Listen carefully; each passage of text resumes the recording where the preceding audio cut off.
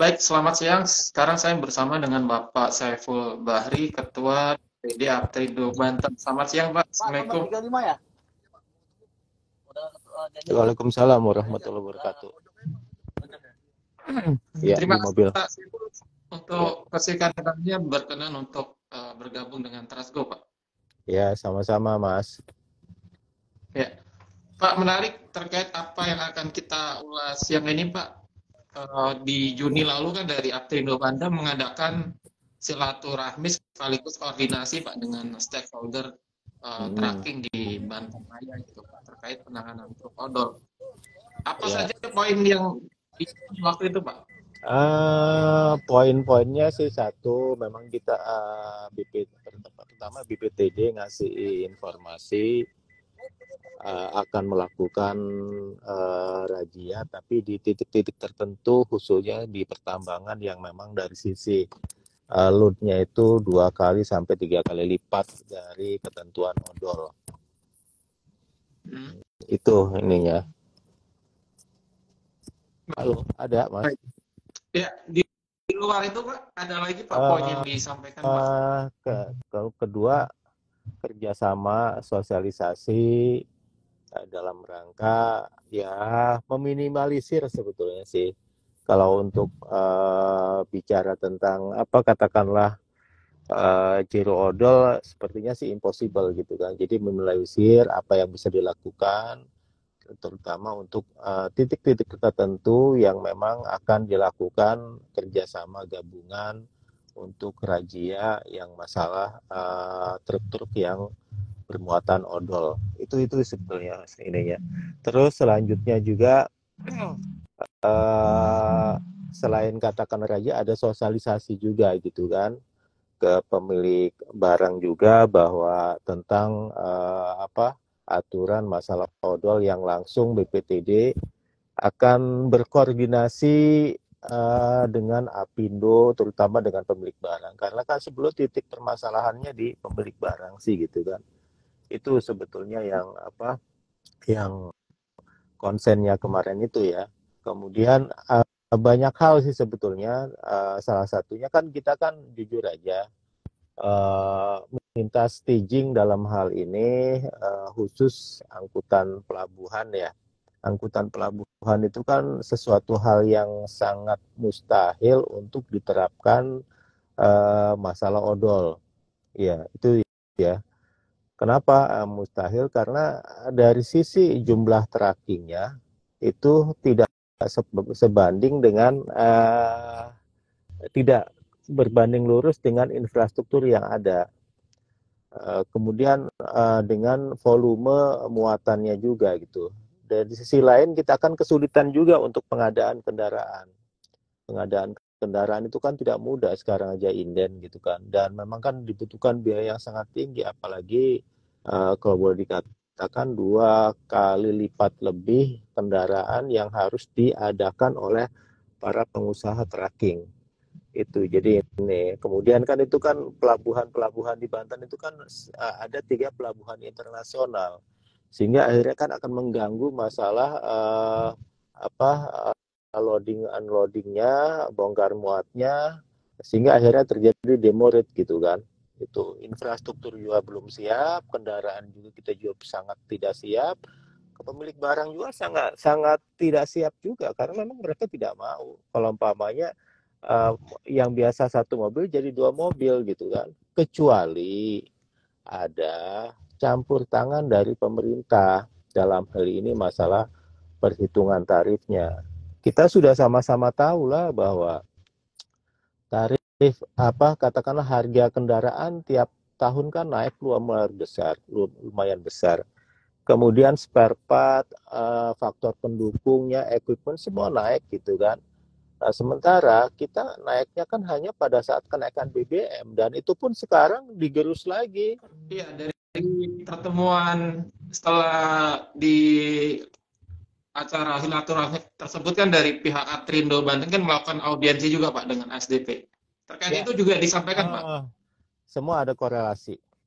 Ada korelasi dengan STP, BPTD gitu kan kita satu persatu. ya kan, walaupun sekarang ternyata ASDP sama Gapasdap tanpa komunikasi, tanpa ngobrol menaikkan tarif penyeberangan gitu kan. Nah, itu sangat disalahkan. Tetapi intinya satu bahwa ketika kemarin dengan stakeholder BPTD itu, kalau dari ASDP kita paham lah ya, yang terlalu berlebihan itu nggak boleh lah. Karena kan itu bobot muatan kapal dengan katakanlah volume muatan itu harus presisi lah. Kalau nggak kayak gitu kan terjadi, ya makanya kan kenapa banyak kapal yang mungkin berjalannya agak goyang, kemudian di palkanya banyak yang jatuh dan lain sebagainya. Tetapi yang kemarin yang lebih konsen itu adalah dengan BPTD. BPTD yang tadi yang di awal dikatakan bahwa dia akan melakukan razia secara berkala karena Pak Ben ini berbeda dengan BPTD yang dulu gitu kan. Ya orangnya agak saklek lah bicara hitam putih, tapi mereka fleksibel juga sebetulnya. Yang kita kembali yang tadi saya katakan bahwa kalau dari sisi industri saya setuju perlu berlaku, tapi dengan catatan Apindo juga harus mendukung juga gitu kan. Sepanjang Apindonya tidak mendukung dalam hal ini yang di bawah Kementerian Perindustrian Perdagangan, ya kan, itu agak sulit untuk ininya karena ada sebagian di teman pengusaha tracking itu adalah sister company. Contoh BUMN, Krakatau Steel punya anak usaha yang logistik, yang besar Chandra Asri punya, FKS punya. Jadi mereka nggak terpengaruh. Jadi kalau mau silahkan nggak jadi masalah gitu kan. Jadi itu dengan tarif yang mereka punya gitu kan. Ya ujungnya adalah sebetulnya kita minta lah pemerintah ngatur lah. Jangan dilempar tarif angkutan barang ini ke dalam pasar. Akibatnya kita yang dirugikan. Makanya ketika seperti ini kan masalah odol itu tidak bisa dielakkan lagi, pasti akan terjadi. Karena ujungnya antara harga kendaraan ya kan dengan tarif yang ini nggak nyambung. Itu tiap tahun inflasi kita nggak pernah menaikkan. Kenaikan spare part tidak naik. Dolar juga sama tidak ini. Yang adalah isu yang strategi ini adalah kenaikan BBM. Sementara coba kapal ASDP kemarin KM61 itu kan naik gitu kan. Itu kan apa mereka ya enaklah pemerintah menetapkan mau gimana lagi. Kita ya jadi korban jadinya gitulah. Kita enggak, kita bunuh-bunuhan di jalanan. Yang terjadi jangan ini pemerintah ya emang yang terjadi adalah ya orang akan larinya ke volume muatan itu tuh yang sebetulnya. Terus kemarin juga ada usulan ya kita kan sebetulnya kenapa sih ambil jalan tengah ya kan? Jalan tengah itu bagian yang memang kita apa ya win-win solution lah ya. Kalau memaksakan dengan pola keputusan pemerintah tentang odol yang kita lihat faktanya itu kan banyak kebocoran juga, surut terbang banyak. Di sisi lain kita stop, sisi lain itu banyak surut terbang yang ada di Surabaya dan lain sebagainya gitu kan ada. Kemudian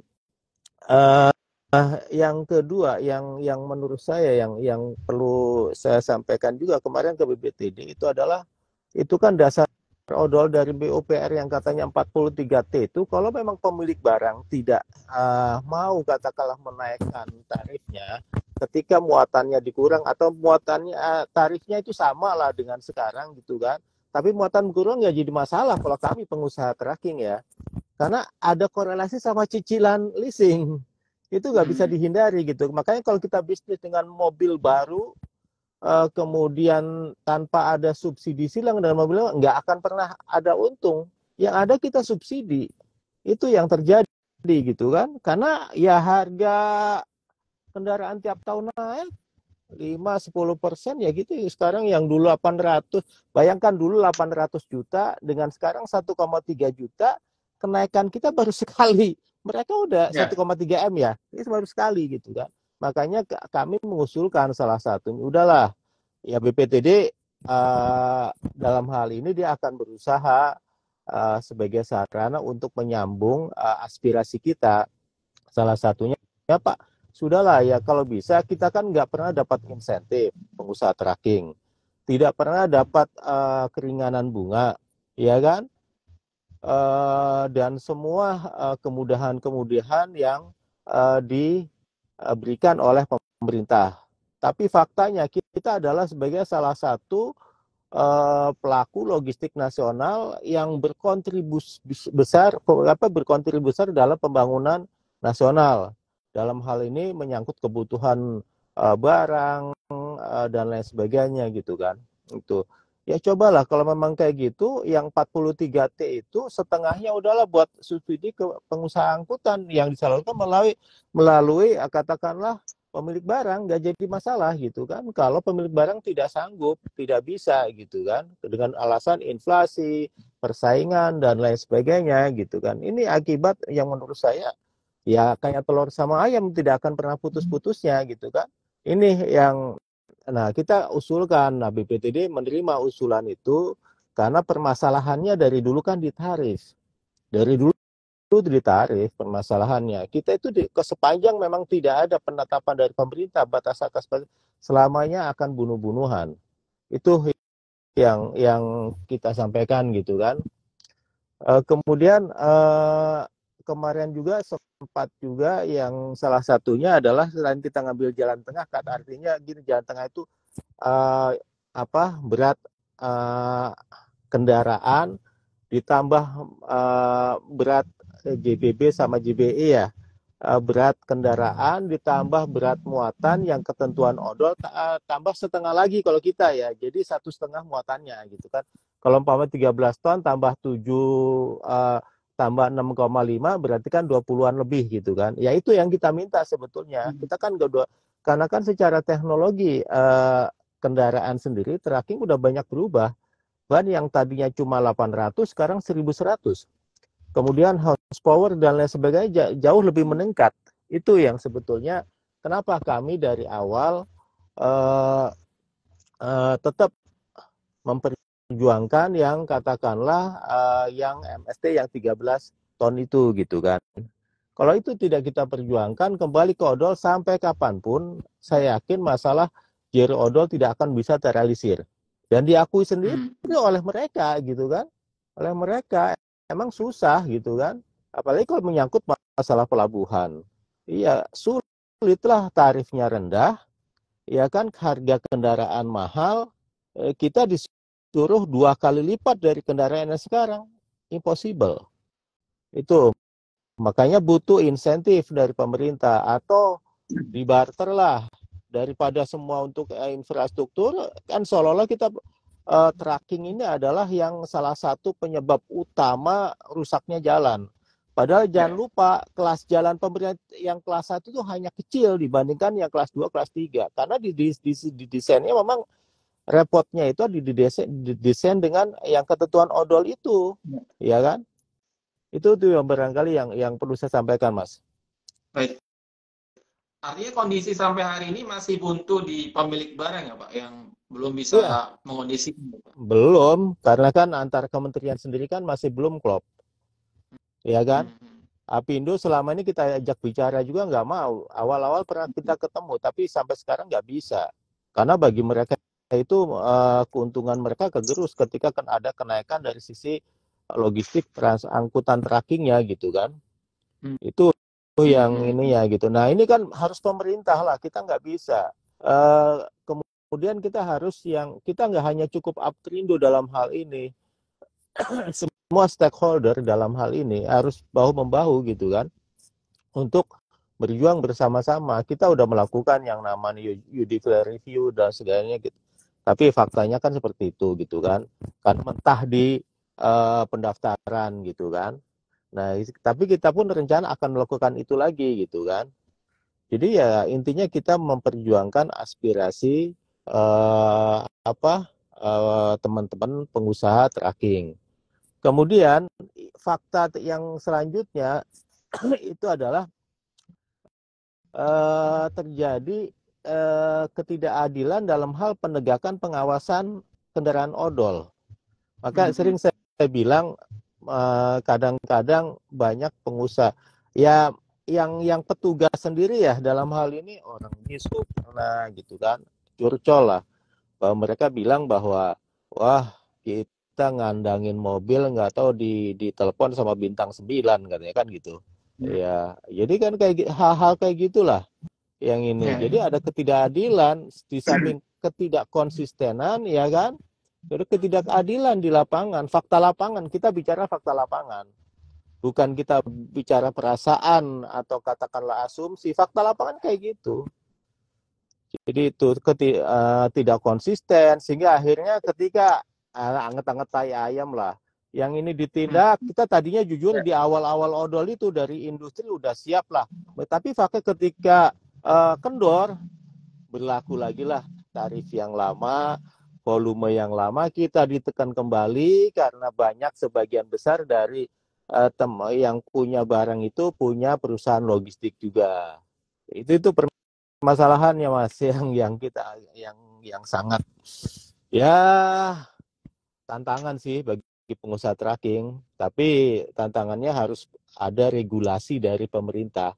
Kembali ke tadi penetapan tarif. Udah itu aja. Kalau enggak yang tadi saya bilang apa tadi yang masalah subsidi 43 itu alihkan ya kan ke perusahaan tracking melalui pemilik barang dengan kita tidak dikurangi tarifnya hanya muatannya dikurangi ya itu aja kita udah berapa tahun sejak pemerintahan Pak Jokowi 7 tahun baru naik sekali ya kan padahal ketika inflasi tiap tahun kita nggak ada kenaikan. Dolar naik tiap tahun kita nggak kenaikan. Spare part kenaikan kita nggak ada kenaikan.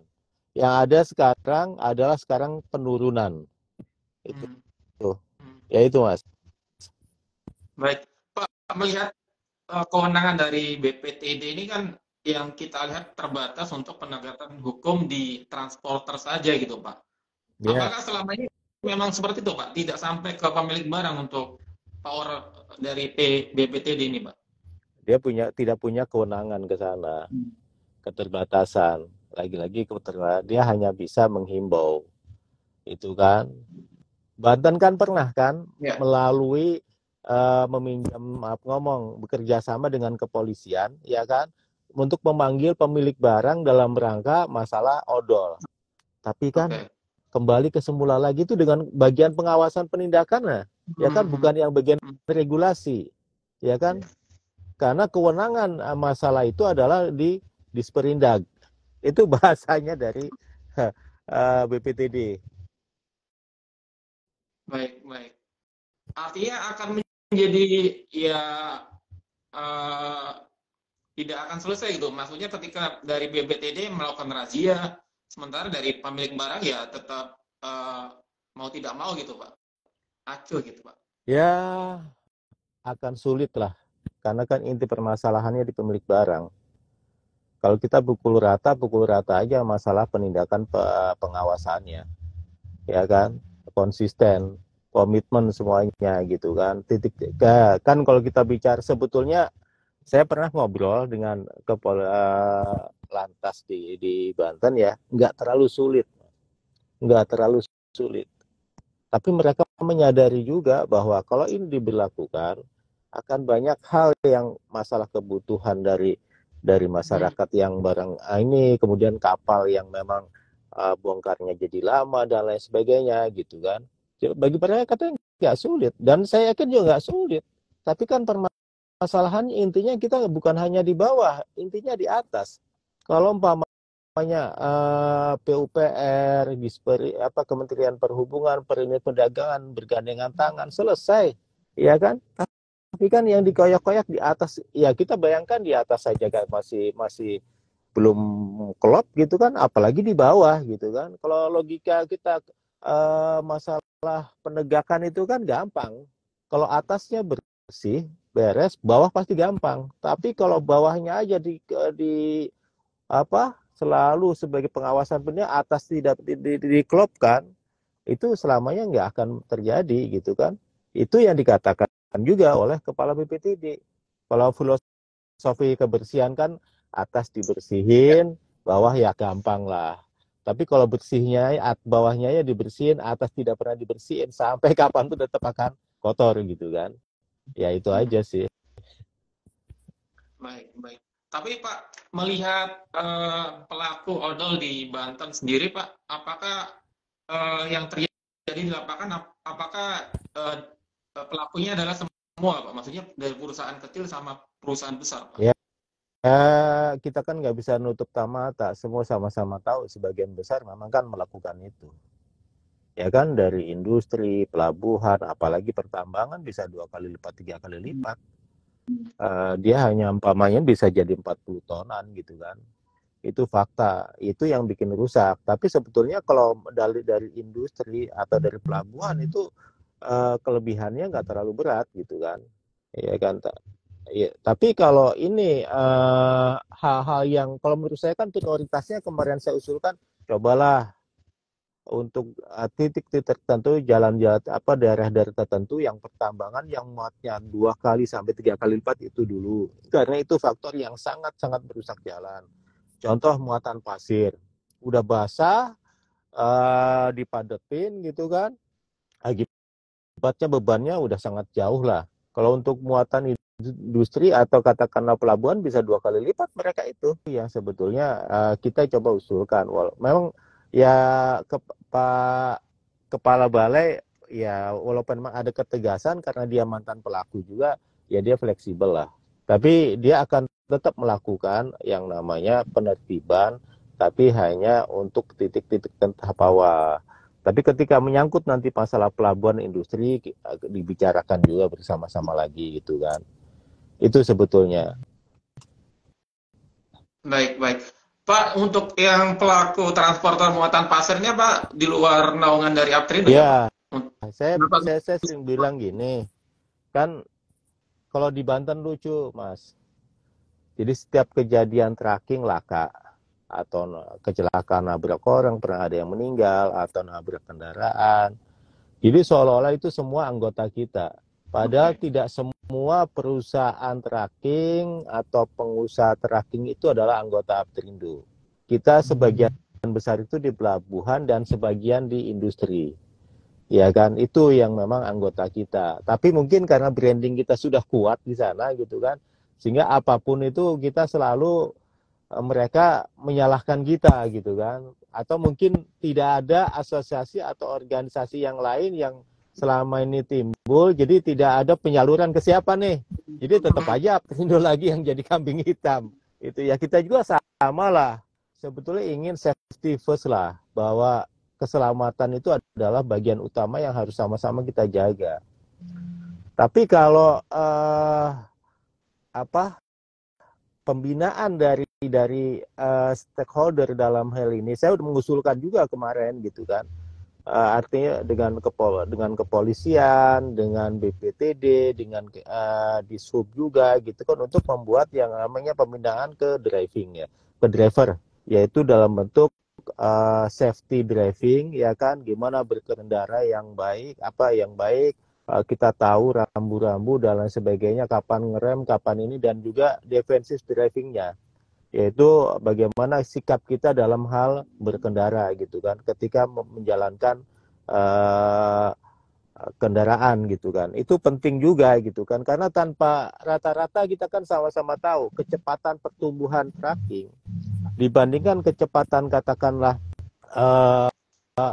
kendaraan itu nggak sebanding. Tracking itu melalui proses driver itu dari connect, kemudian dari connect ke ke sopir gitu kan, ada prosesnya, dan itu tidak ya prosesnya ya alami aja, tapi kan secara pengetahuan tentang masalah keselamatan berkendara itu kan sangat minim sekali.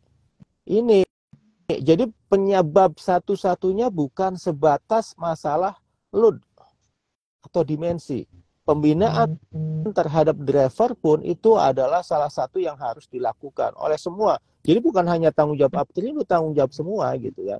Karena tanpa ini terjadi, kita mengendarai tanpa pengetahuan, yang dapat SIM itu kan banyak yang nembak, bukan hanya dari Banten, nembak bisa ke daerah lain gitu kan. Itu yang terjadi itu gitu kan. Sehingga akibatnya laka itu tidak bisa dihindari ketika drivernya pengetahuan tentang masalah keselamatan berkendara, tentang sikap kita dalam mengendari kendaraan itu minim gitu kan. Jadi ini salah satu penyebab di antara masalah odol tadi gitu kan. Ini yang harus PR kita bersama-sama gitu kan. Itu Mas. Baik. Pak, yang terkait truk muatan pasir ini kan yang menjadi sorotan yang jalan rusak kan itu di Jalan Lingkar Selatan dan Jalan Raya Serang Cilegon ya Pak. Kenapa Betul ya. itu yang menjadi Pak? Kan itu kan karena yang pertama JLS itu adalah sebagai jalan dari tambang-tambang pasir itu, ya kan. Ketika itu pasti dia akan lewat ke dari Cilegon ke Serang Barat, dari Serang Barat masuk lagi ke tol, kemudian keluar lagi Serang Timur. Itu yang titik-titik kerusakan yang paling lumayan ininya gitu kan. Dan itu kan sebetulnya barangnya pasirnya digunakan untuk penimbunan reklamasi di ada yang di Tangerang, ada yang di Jakarta. Kalau nggak salah ya, itu kan yang ininya. Tapi kan kita yang dirugikan. Mereka tidak bisa nindak faktanya gitu kan. Dan itu ya artinya itu di depan mata lah. Kalau kita mau di depan mata. Sampai pernah dari Disub pernah, waduh Pak Ketua katanya kan, saya nangkep udah langsung ditelepon gitu kan, ngandangin. Jadi itu faktanya gitu kan. Jadi ketika mempertontonan kayak gitu, akibatnya kan pasti turun ke yang lain ininya. Baik. Itu aja nggak tegas, nggak kokoh, ibaratnya nggak teguh memegang ini, ya gimana kita bicara tentang penegakan masalah odol gitu kan. Itu Mas. Ada faktor non teknis yang mungkin susah untuk penegakan hukum di lapangan ya Pak? Ya betul. Itu banyak. Itu banyak. Itu nggak bisa dihindari. Faktanya kayak gitu. Faktor non teknis itu ya sangat berperan sekali. Dan itu yang merusak faktor teknis. Ya kan? Jadi sehingga ada yang namanya ketidakadilan. Ya kan, kita kan kalau kita bicara penegakan hukum kan yang kita ini adalah keadilan, sama rata, hitam putih. Ya kan? Oke, ada toleransi dan berat, tapi ketika dia yang berkali lipat tidak ditegakkan, penegakannya katakanlah rendah, akibatnya kan kita semua lah, kita nggak usah lah kita bicara maka kenapa kita yang diobok-obok gitu kan, yang sebetulnya dari sisi loadnya nggak terlalu ngelebihi dari ketentuan odol. Ada yang dengan kasat mata yang berkali lipat tapi dibiarkan aja gitu kan. Dan kita udah menyampaikan ke semua stakeholder, ke wali kota sudah, ya kan, ke kepolisian sudah, ke dinas yang terkait Dishub, BPTD, itu kita udah sampaikan semua. Ke Ormas pun kita sampaikan juga gitu kan. Karena kita kan nggak mungkin lah kita yang ngerajia, karena kita bukan bagian penegakan pengawasan, kita hanya pelaku tracking yang dirugikan oleh oknum-oknum, tapi imbasnya ke kita semua gitu kan. Karena terlanjur nama kita yang sudah kemana-mana gitu. Baik. Itu Mas. Ya, terkait usulan ini Pak, pembangunan jalur logistik khusus itu kaitannya juga untuk melakukan truk odol atau seperti apa Pak?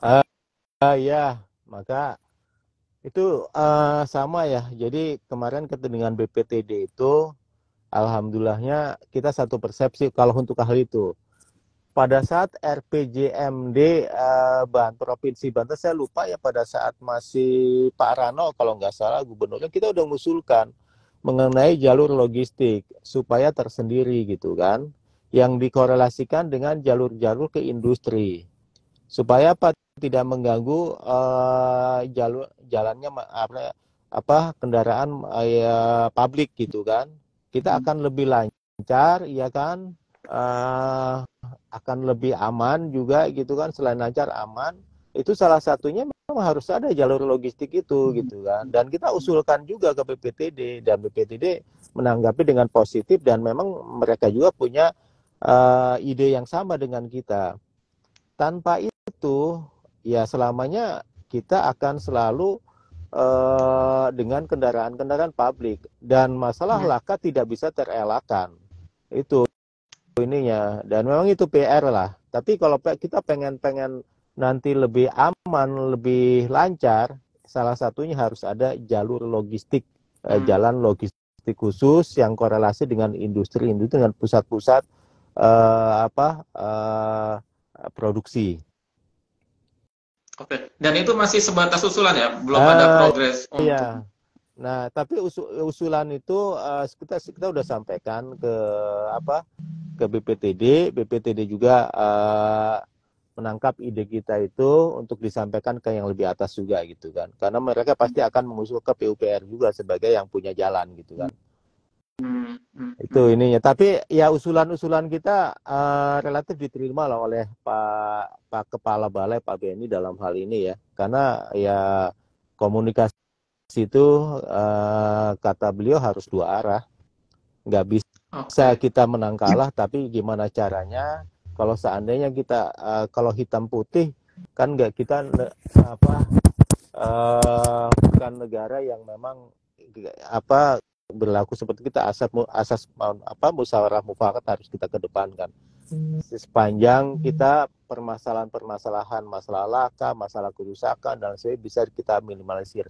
Ya seperti itu aslinya. Ya, usulan itu apakah sudah maksudnya secara roadmap-nya sudah ada, maksudnya dari usulan Aprindo Banten itu rute-rute mana saja yang untuk yang harus logistiknya? Kita ada rencana salah satunya dengan Kabalai itu dan tim yang nanti dibentuk oleh Kabalai, dan kita ada tim Aprindo. Pertama masalah usulan bagaimana caranya agar subsidi PUPR itu tarif itu masalah yang 40 sebagian itu adalah kita pasti akan menyampaikan ke DPP juga dalam hal ini agar diberikan ke pengusaha tracking kalau pengen supaya muatannya bisa dikurangin gitu kan.